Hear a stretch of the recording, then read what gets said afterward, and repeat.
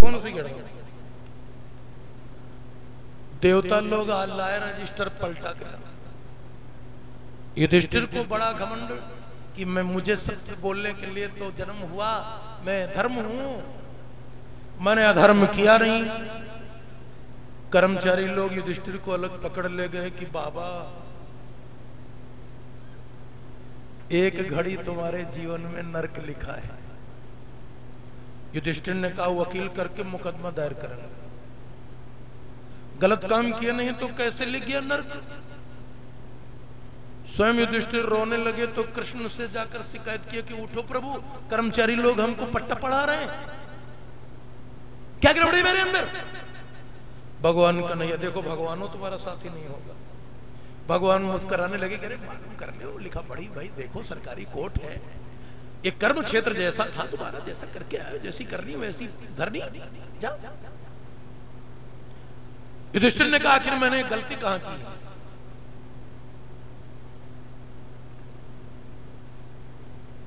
स्वयं एक यमराज हाथ जोड़कर बोला कि महामहिम युधिष्ठिर जी, महाभारत में लाखों करोड़ों लोग मरते थे, उनके प्राण लेने हम लोग जाते थे। आंखों देखी घटना है, अश्वत्थामा नाम का एक हाथी भीम ने मार दिया, और द्रोणाचार्य को ये एक कमजोरी थी कि उसके पुत्र का भी नाम था अश्वत्थामा। तो द्रोणाचार्य कह रहे थे कि मेरा जिस दिन बेटा मर गया, अगर बेटे के मरने की खबर हम सुनेंगे तो मर जाएंगे। इसलिए कृष्ण ने अर्जुन से कहा कि चिल्लाकर कहो कि अश्वत्थामा मारा गया। कांपने लगे पंडित जी द्रोणाचार्य, अरे बाप रे बाप, मेरा बेटा मारा गया। लेकिन द्रोणाचार्य ने कहा अर्जुन झूठा है, इसकी बात में ज्यादा दम नहीं है, छोटे से बड़ा लखैरा है। भीम को कहा अर्जुन ने, बोल मोटा बोल। भीम बोले अश्वत्थामा मारा गया। द्रोणाचार्य चिल्लाए, हाय मेरे पुत्र, हाय मेरे पुत्र। लेकिन कलेजा पकड़कर बैठ गए द्रोणाचार्य, मन में सोचे पंडित जी कि मोटा वाला भीम भी बड़ा झूठा है, ऐसा मेरा बेटा वीर है, मरेगा नहीं। नकुल सहदेव दोनों चिल्लाए अश्वत्थामा मारा गया।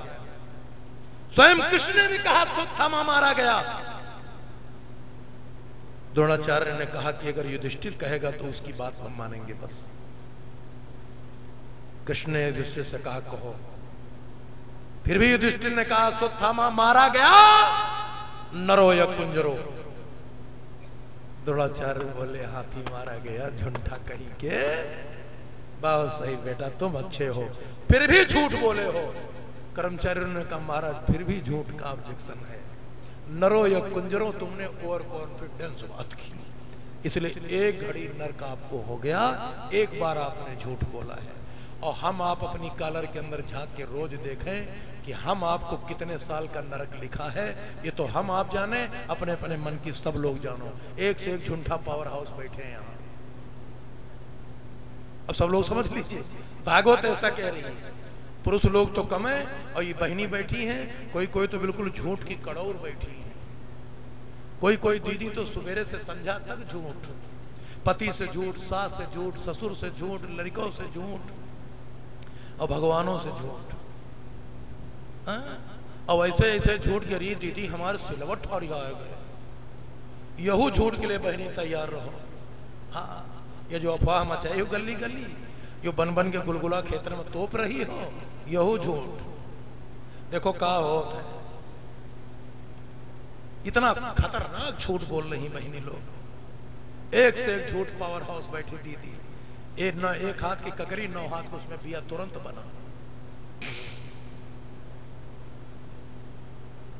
अब देखो कितना इन लोगों के मरने पर दुख होता है। भाई देखो ये भागवत है,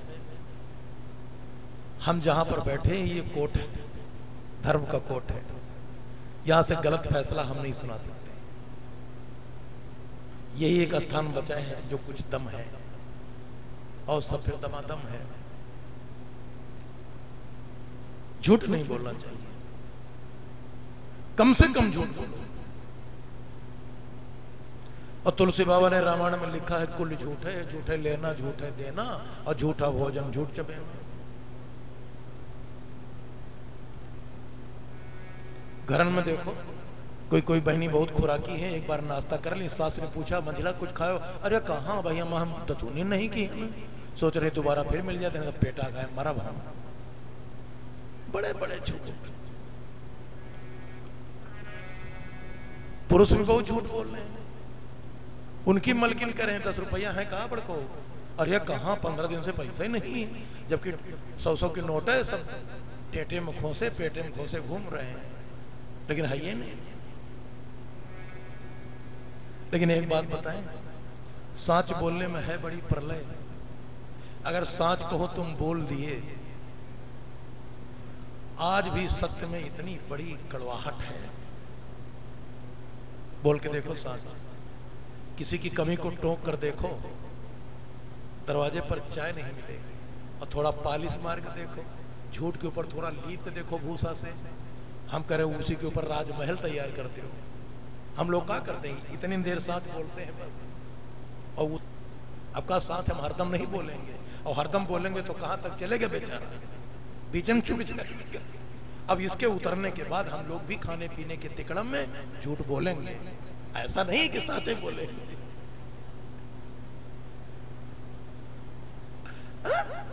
लेकिन कम से कम झूठ बोलो।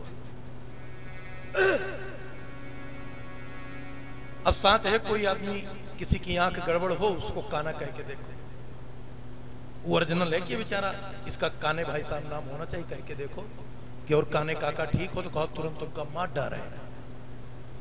और झूठ बोल के देखो, काना को काना कहो काना जावे रूठी, और हंस पूछो फुसला के तुम्हारी कैसे गई है फूटी, तो तुरंत बता देंगे मुस्कुराए कि ऐसे फूट है। सत्य कहीं कहीं सत्य बड़ा कड़वा है।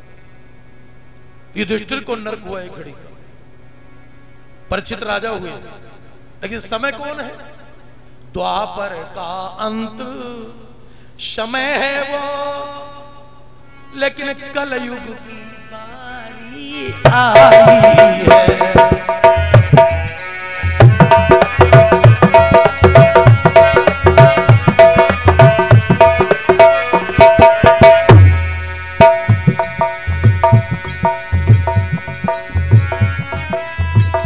द्वापर का अंत समय है वो, कलयुग की बारी आई है। सुख सूर्य डूबने वाला है, कहूँ गम की बदरिया छाई है।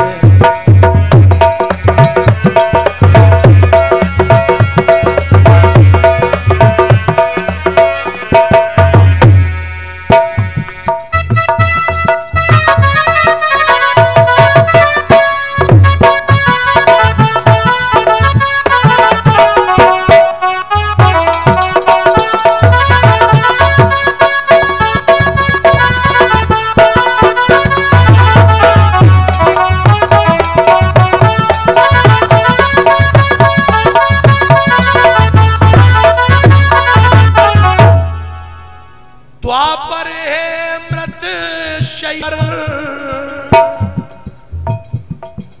ये तो यूं कह लीजिए, और कलयुग बाल रूप पलने में था, पापों का उदय हो रहा है, पुण्यों का रवि ढलने पर था।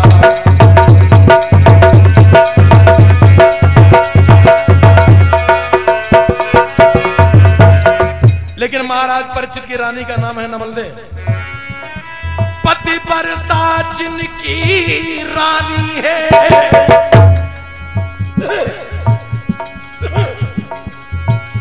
और सुंदर राजा की राजधानी है।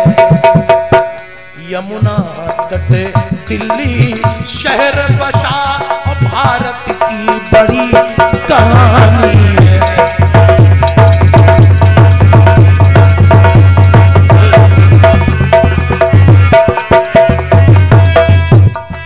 पति सेवा में मशहूर हुई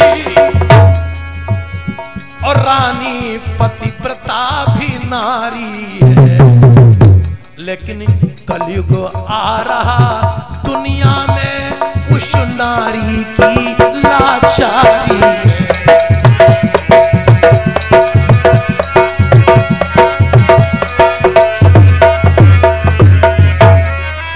शेष कथा अब रात में होगी, अब कथा समापन की बारी है। और 2 दिन नगर में बजे बधाई, फिर चलने की तैयारी है।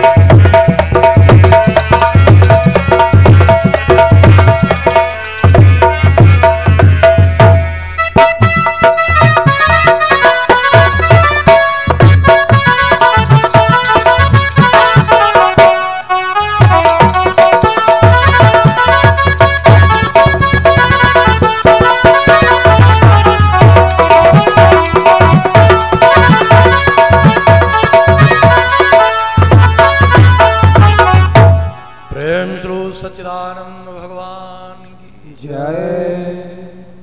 ऐसे भागवत ग्रंथ का बड़ा पूज्य आख्यान आज आप सब प्रेमीजन सुने हैं। इस प्रकार हमारे देश में कलयुग कैसे आया, रात में बात होगी।